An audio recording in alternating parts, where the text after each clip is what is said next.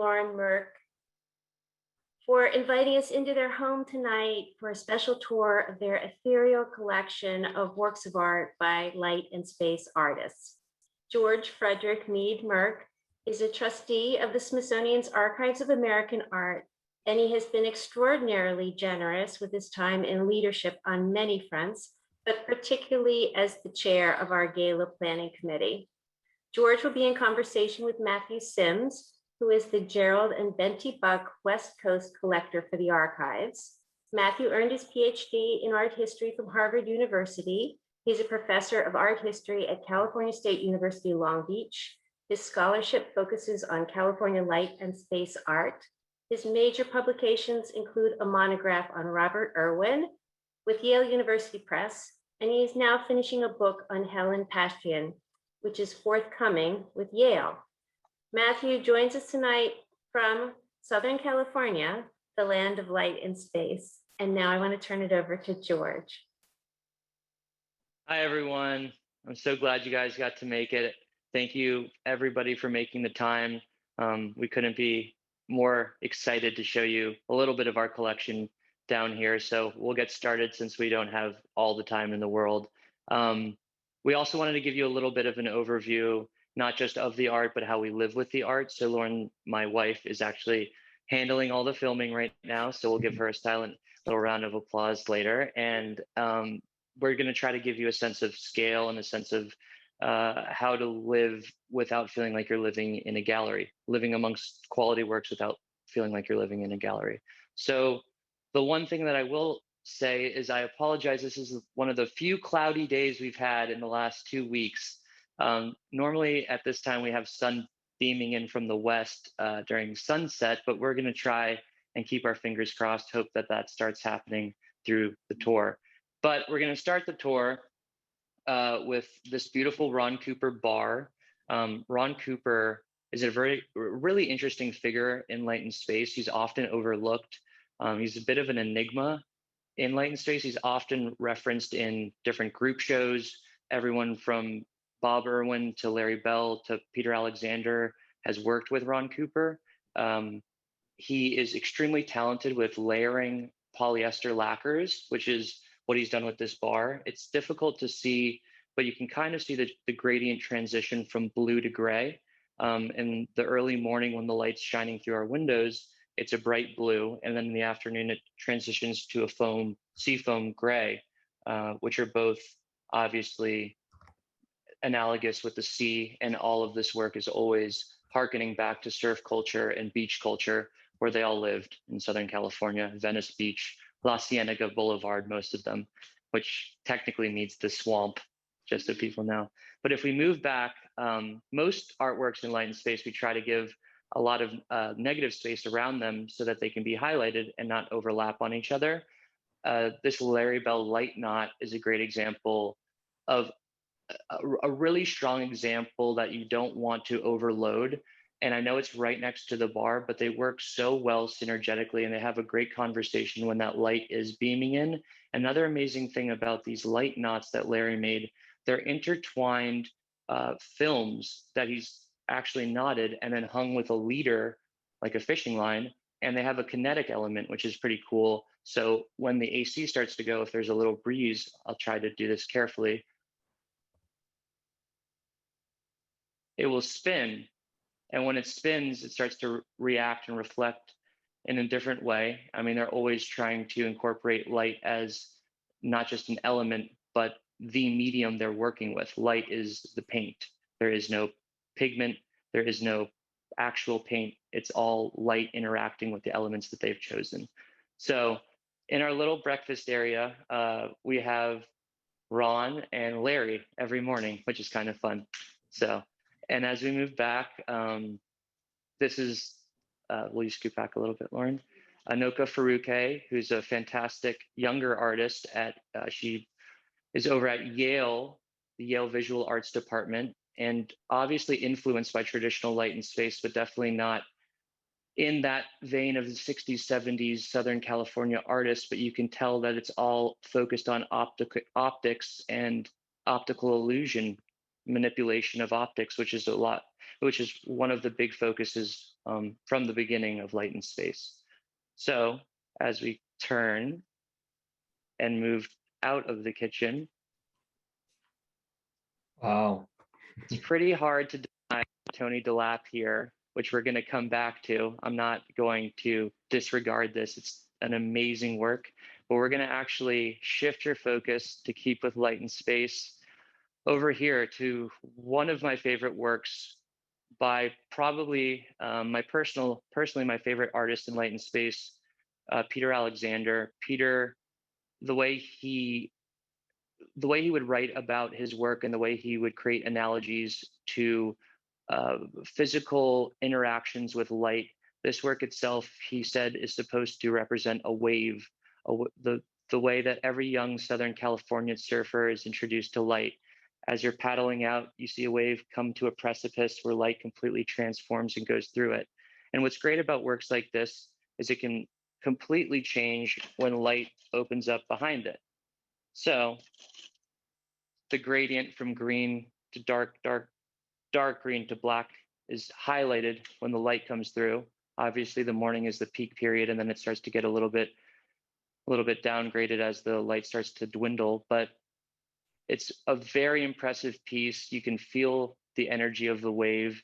And I don't mean to keep talking. If Matthew, if you had anything you wanted to chime in or No, George, chat this about. is wonderful. I think that, we all want to hear your personal, kind of responses to this work and what attracted you to it. I think that, please continue. It's wonderful. So thank you, Matthew. I think that's a great question. Matthew and I have chatted about this a lot. When I found Light and Space, when I discovered the movement, it was a really interesting moment. I found a sense of nostalgia in something that was brand new, which is almost a paradox. It sounds like an oxymoron. How could you have a nostalgic root in something you've never seen?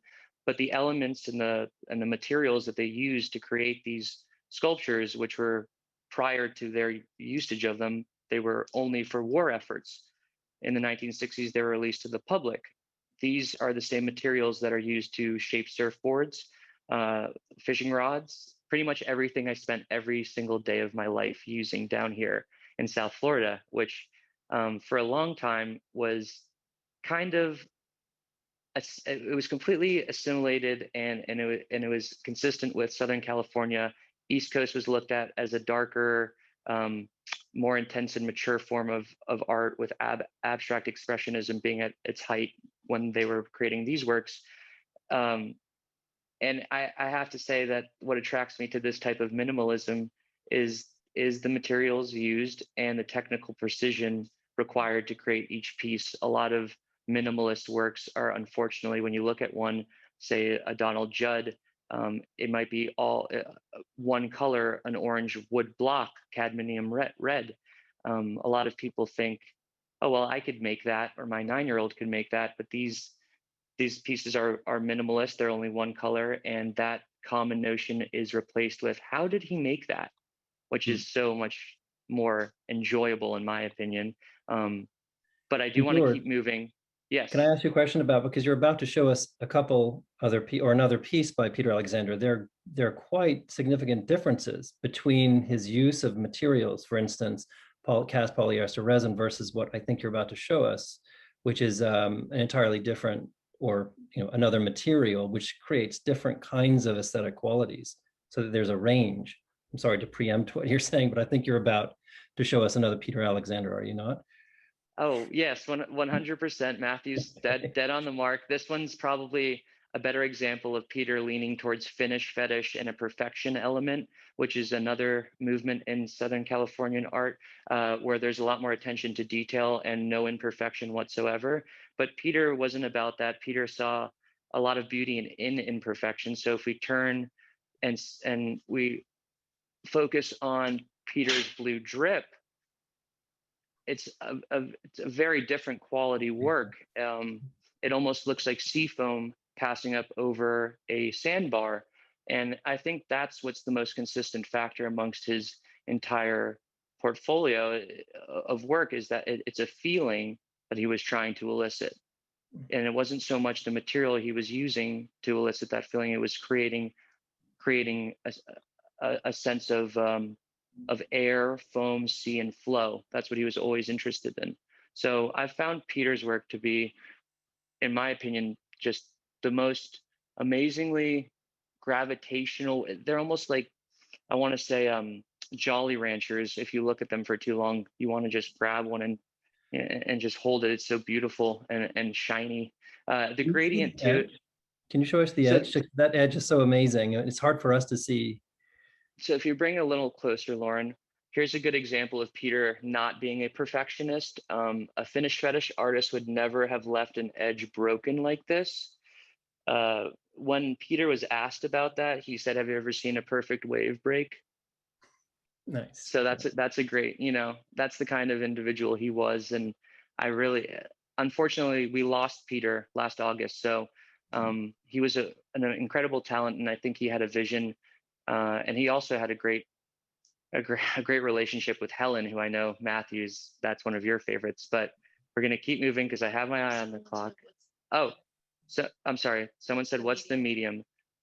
This is urethane, actually.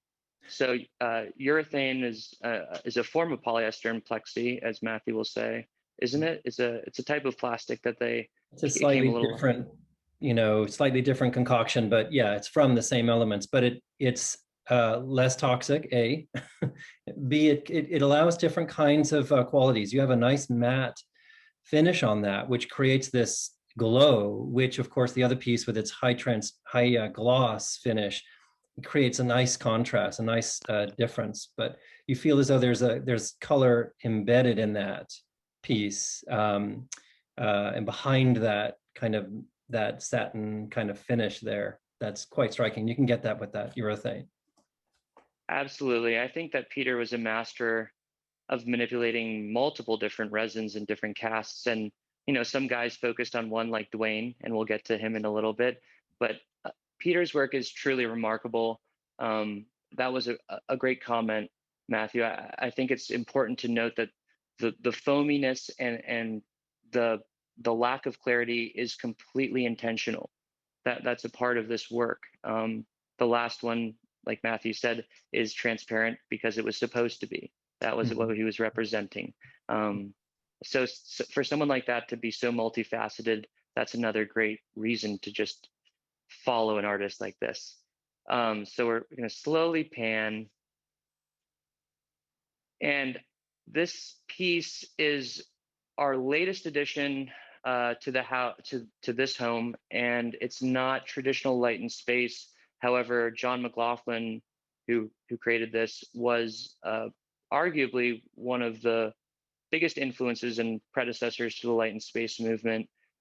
Very much focused on the void, the idea of the void, Zen Buddhism, transcendental Buddhism, transcendental meditation.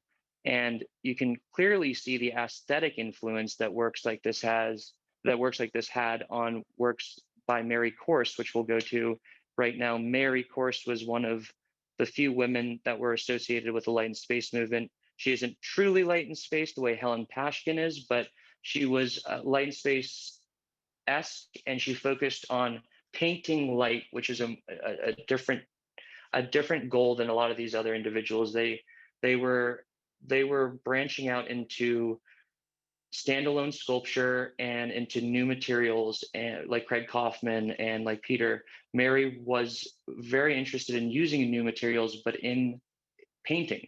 So she wanted to paint light. This is when my little flashlight comes out. So these are Mary Corse.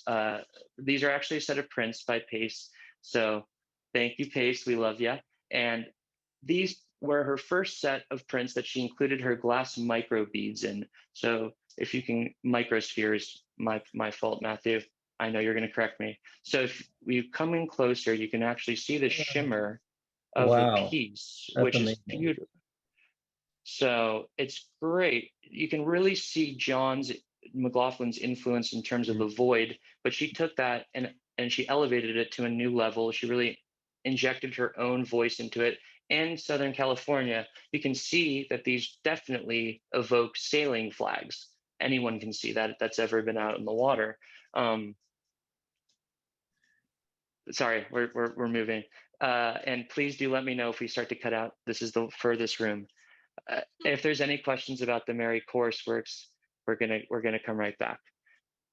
So if we go into the guest room here, we actually find one of my favorite Larry Bell vintage works on paper. This is a work from '79, one of his PF series. And what's so amazing about Larry is that he never uses paint or pigment in any of his works. It's all oxidized material. That's incredible when you really think about it. You know, this is vacuum sealed element onto paper. It isn't painted in any way, and it dissipates into nothingness. Um, he Larry had the best quote I've ever heard about light and space when he was asked if he would define his work as light and space. He said, "Well, you can't see anything without light, and you can't put anything anywhere with it if you don't have space. So yeah, I'm light and space." So I always thought that was funny. But this piece, it's not in your face. It's not loud. It is extremely calming, and it's also extremely dynamic, which makes that, you know, that's a great juxtaposition. They always tread that line. The rest of the work in here is reminiscent of Light and Space. Guys like Dorian or Greer Patterson, who's a very close friend of mine. He does a lot of work that does color studies and color theory, obviously influenced by guys before him like Larry, or actually probably more like Craig, and influenced by the light on the beach, but definitely not a part of that old school traditional Ferris Gallery Southern California movement. Same with Joseph Hart. This one's a little bit more like John Altoon. If anyone listening knows old school West Coast art, this was a predecessor to Light and Space. John Altoon was a very frantic artist who would draw with fervor. They would say it was the most immediate connection from brain to pen that anyone has ever seen. So it's a nice little call back to the inspiration. We like to keep everything consistent and having a conversation within the home. It's tough sometimes, but you know, it's always worth it in the end. And as we're buzzing by some of my favorite works again, we're going to come into the bedroom and focus on the Dwayne Valentine Circle Blue Rose. This is from 1972. It's a vintage Valentine disc. Dwayne Valentine actually patented his own polyester epoxy. He created his own resin. So like he's one of the most gifted individuals, regardless of his art, of all time. Kind of like Yves Klein developing his own pigment for IKB, International Klein Blue. Dwayne created his own polyester that no one else knew how to manipulate. He created, if you would cast it too dense, it would fall apart. If it was too light, it would crack. If there was humidity, it would melt. There were so many variables, but he had it mastered.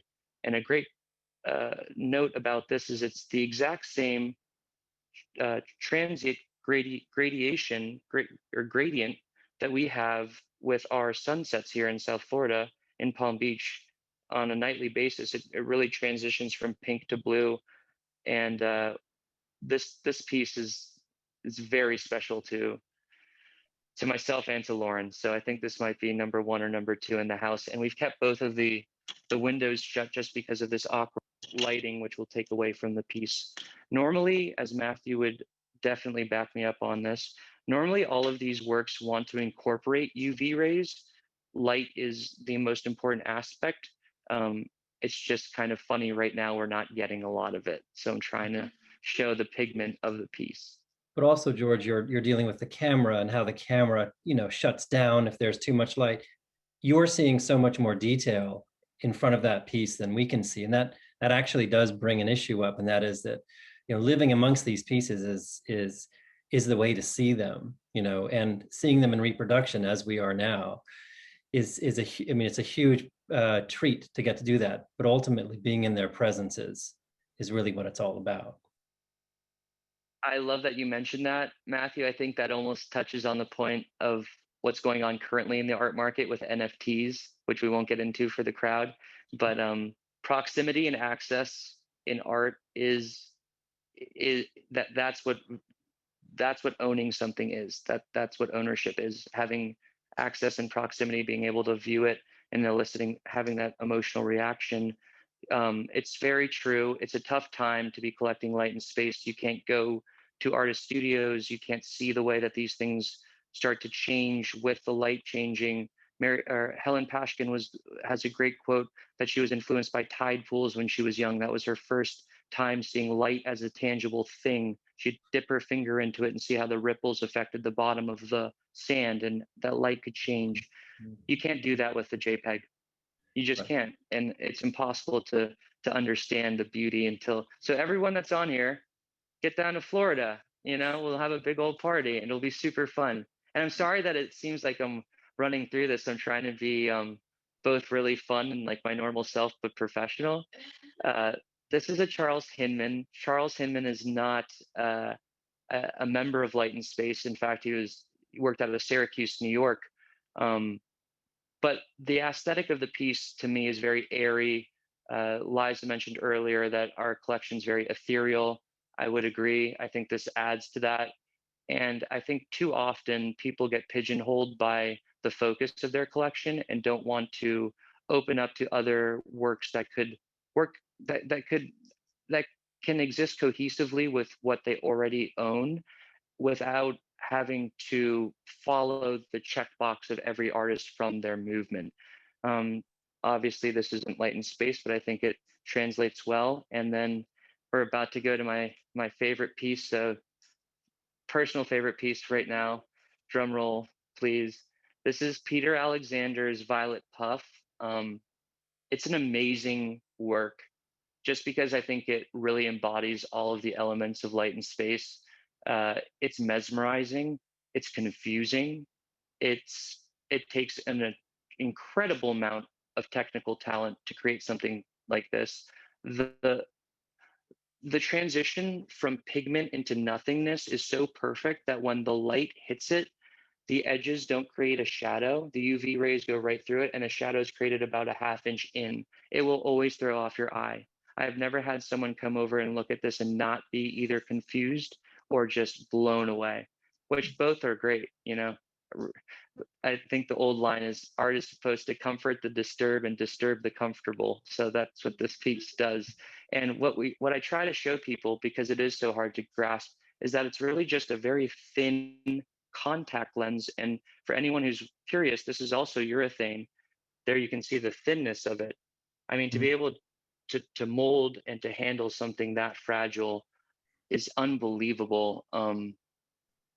This piece is truly unique. And the great part about it is, once again, like Matthew pointed out earlier, Peter wasn't obsessed with everything being perfect. There are little imperfections. There's areas where it doesn't meet perfectly. There's areas where it bows in. There's areas that has a little bit of pigment that shouldn't be there. But when you look at it as a whole, all of that disappears, just like in nature.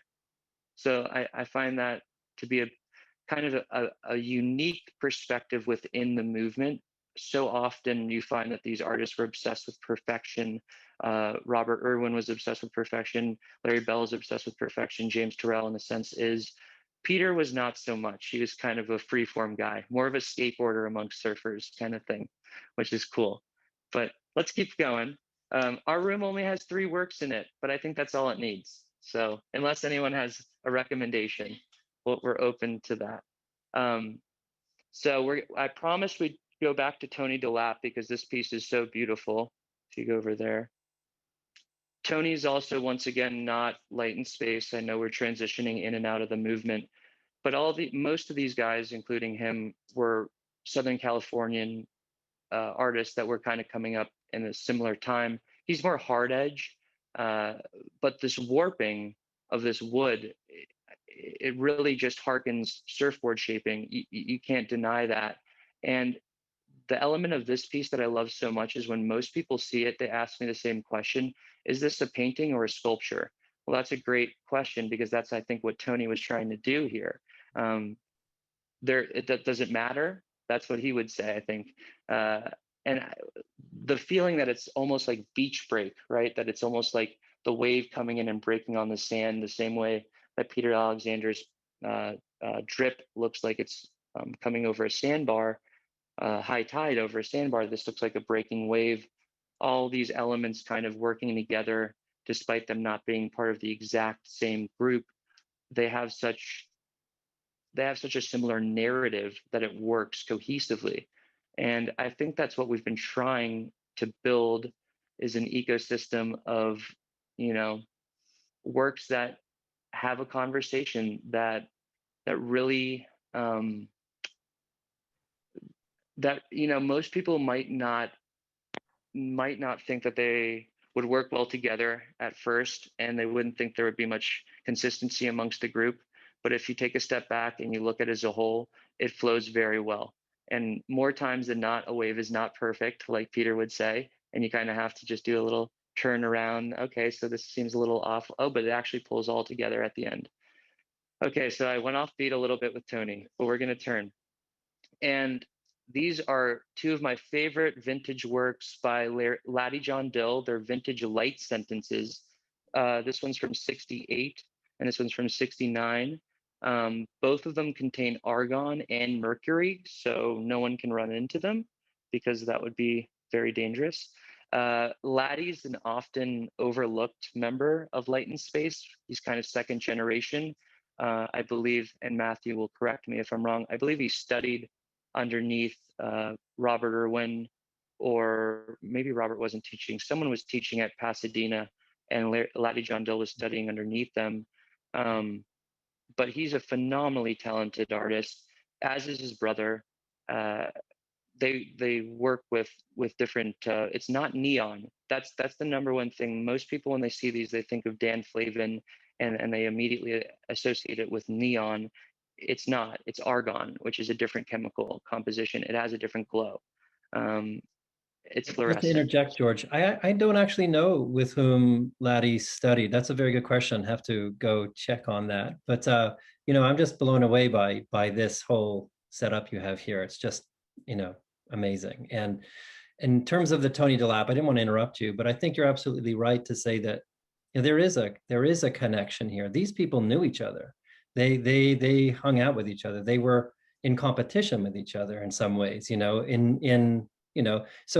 that there are these differences makes total sense, because it was as much about exploring shared concerns as it was about being somehow an individual in that group.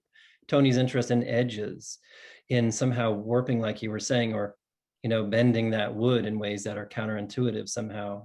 These things for him are these very close focused, narrowly defined problems that he's exploring, very much like Laddie's doing, let's say, with how do I take that gas? How do I make this, this sculpture in this way that has never been done before? So I see the connections, and I think the connections are your decision to bring them together. I think that's something that's also really significant here. And we can talk a bit more about that, when we turn to some of the archival materials. Of course, and thank you, Matt. Matthew's always flattering me. That's very kind, and I agree. The competitive element amongst the group in Southern California was shared amongst my friends down here in South Florida. We competed all the time, surfing, skateboarding, and it's kind of the same vein. So, I mean, Laddie did create his own voice with these works, but they're reminiscent of surf casting fishing poles. So that's the nostalgic root for me, which we referenced earlier. All of the beach culture is something that this group of artists thought was completely unique to Southern California. There is a pocket in South Florida that also appreciates it as well, let me tell you. So we're here and we love it. So it's really incredible. I agree, Matthew. I'm not going to say that it's my doing, but the conversation that the works have, because they were all after the same goal, but they wanted to create their own unique voices. It's amazing. It's so immediate and identifiable when you walk into a museum or a foundation, say Crystal Bridges, and you see a work by Fred Eversley or a work by Peteralexander. You can tell they were competing, but at the same time they were chasing different goals. You know, Fred was trying to make the perfect parabolic lens. You know, Peter was trying to recreate light as a tangible wave. And then you have Laddie out here manipulating argon and mercury in ways that the East Coast had never seen. So, and also Laddie John Dill is actually one of the few one of the first light and space artists to have a solo exhibition in New York City in 1972. FYI. I do know my history about this stuff if you guys have questions. So we're gonna keep going in here. And the last piece, which I know that Matthew will be very happy about this, and he asked me earlier if I had any trepidation with handling it. But the last piece is a orb by Helen Pashkin, and it's gotten a little dark down here in South Florida, but we're going to try to create a little bit of illumination in there. Can we get it? Can you get a little lower? Can you guys see it at all? But you can see that there's things happening inside. There you go. Yeah. It looks like a prism that is completely encapsulated in her orb of resin. And what's amazing about Helen is the only woman who's officially associated with the movement from the beginning. Mary Corse came a little bit later, and she wasn't as pure or authentic to the ideals that Helen was. Helen also was very much inspired with light illuminating a room, the same way Vermeer, Dutch artist. You guys probably know who Vermeer is and his work. Most of Vermeer's works showed light entering through a window and illuminating an entire volume. And that's really the concern for most light in space is volume, and how to manipulate that. I think that it's a really big departure from East Coast minimalism that is often overlooked. I know that more often than not, they're seen as competitors, the East and the West Coast, and this movement and ABEX. A lot of people forget that during this whole movement, I know you don't, Matthew, but some people forget that during this whole process, Walter Hopps actually shot over to New York in 1959 with Irving Penn, and they found Warhol, and they decided to do Long Beach, California, first pop exhibition, new images of ready found objects, or I can't remember the title, but it was with it was the Warhol soup cans at Ferris Gallery. So they were actually very open to the idea of making something they felt was relevant to themselves or to their life, and they thought that ABEX wasn't, and that pop art was real to them. Soup cans, logos, that's us, man. That's what Larry Bell said. And so I thought that was always very interesting, that the East versus West Coast, that idea is always so perpetuated when there was some synergy existent, and then things happen. Right. It's a really good point. Robert Irwin was showing at Pace Gallery in New York starting in 1965. That's really where a lot of his work was seen and started to get international attention out of Pace Gallery. And of course, Ferris Gallery had kind of closed its doors by around 65. So it was a natural kind of step for Bob. But, they were also, Larry talks, Larry lived in New York for a while. Pace Gallery was also, supporting him in a way to help him be able to get his little first vacuum chamber and those things. So on the one hand, it's fun to talk about the East versus the West, but as you know as well as anyone, because you're on the East Coast, it crumbles when you look closely at it. These people were all friends, in fact. So of course. Thank you so much for walking us around this amazing collection. And by the way, that Pashkin, the fact that you took a while for you to get that, that's exactly the point. Like that shouldn't, I hope you're not frustrated about that, because that's the point of that work, is that it does have that mysterious quality, and that the contrast of that shape to this other thing happening inside is what it's all about. That's the dynamite, that's the exciting thing. So thank you for showing us that. Of course. And I hope I didn't buzz through too quickly for anyone. And I hope I explained my personal relationship with the works. It's tough on these live Zooms. Anyone who's on here who's had a conversation with me about art knows that I will go off on tangents and never lose my train of thought. This is a little intimidating. I love everyone on here, but let me tell you, I'll start speaking and just be like, man, there's so many people listening. But these works, the reason why we're showing them to you guys isn't because we want to show off. It's because that's the reason they were created. I mean, they're supposed to elicit emotional reactions from viewers, and they're not supposed to be hidden away. So that's what we love to show. Well, George, you've shown us some great things. Can I show you a few things? Things related to the Archives of American Art that tie into the work that you were just showing us. We have currently on the screen a sample of some of the personal papers and records that that have been collected over the years, and also oral history interviews. The Archives of American Art has been invested in collecting West Coast art. In addition, I mean, nationally, American art nationally, but also West Coast art from the very beginning. So this sense of these artists being part of a national conversation has been part of the thinking at the Archives of American Art from day one. And in fact, it's been something I've really enjoyed, because I've been able to go out and meet and talk to people like Jack Brogan, who is one of the fabricators who worked very closely with Irwin, and we'll see a few things from Jack Brogan's papers, which he eventually donated to us.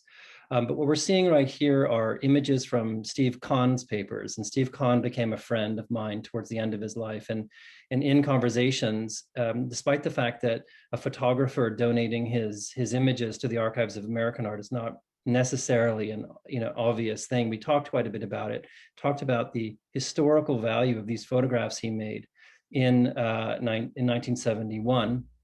And by the way, I'm a big fan of arguing for photography coming to the Archives of American Art. Photographers are artists, but something that my colleagues agree. We all share that notion, by the way.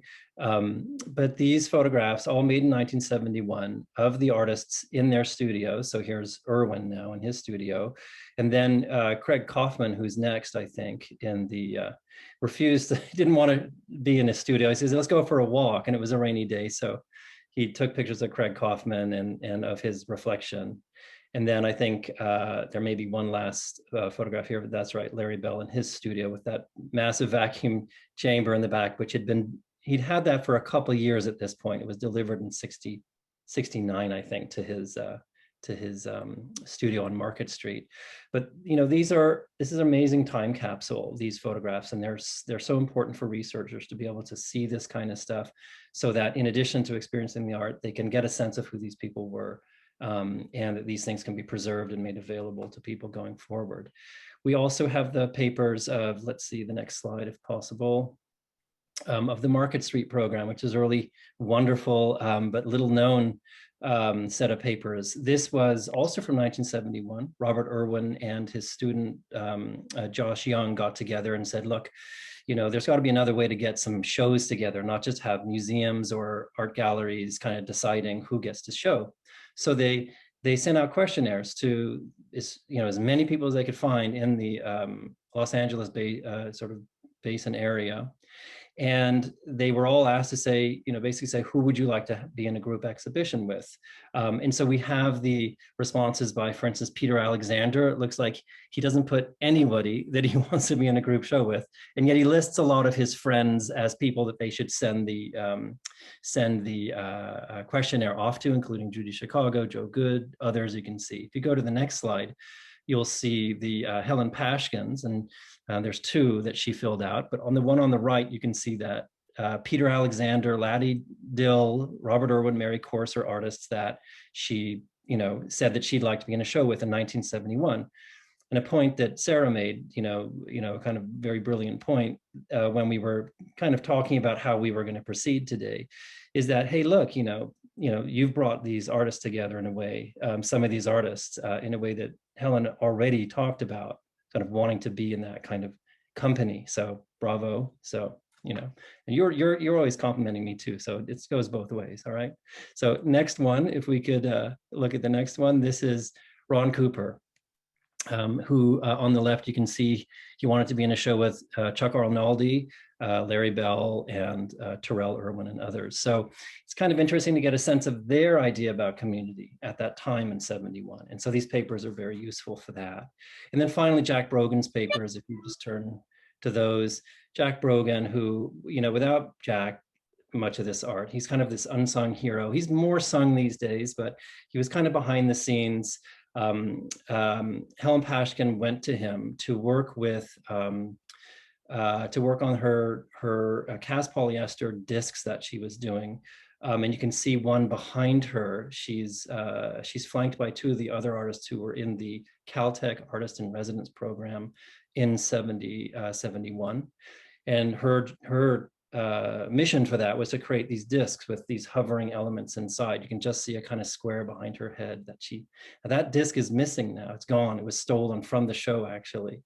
But Jack Brogan is the one that helped her figure out how to sand an object that size to get it to that finish. And when she met Jack, Peteralexander was already working with Jack. In fact, it was Peter that led her to Jack, and Robert Irwin was already working with Jack. So if you go to the next slide, you can see Helen and Jack. So that's Jack Brogan there. He had basically a shop in Venice Beach, and he was a fabricator. He had solutions to the problems these artists were working with new materials, and maybe they didn't. Dwayne Valentine could go to I think it was PPG, or I forget exactly the company he went to, where he worked out this formula for the mass cast resin. But a lot of this other stuff, people, some of these artists needed a helping hand, and Jack was that person. So the next slide shows Jack being the helping hand for Robert Irwin, figuring out how to sand these acrylic columns that he created, these V-shaped columns. And Jack had a way of working with water, sanding with water that was new, which he himself invented. So that's the thing about Jack, is that he invented these processes. So his papers are a wealth of resources for understanding the materials, the processes. And then I don't know if that's the last slide or not, but it might be. So I know that a lot of people probably want to ask questions, so let's get to that. But I just want to also say, again, from me, thank you very much. And this is a wonderful tie-in with so many of the things that we care about, the archives of American art, appreciating these artists, collecting their papers, preserving them, making them available to this generation and future generations.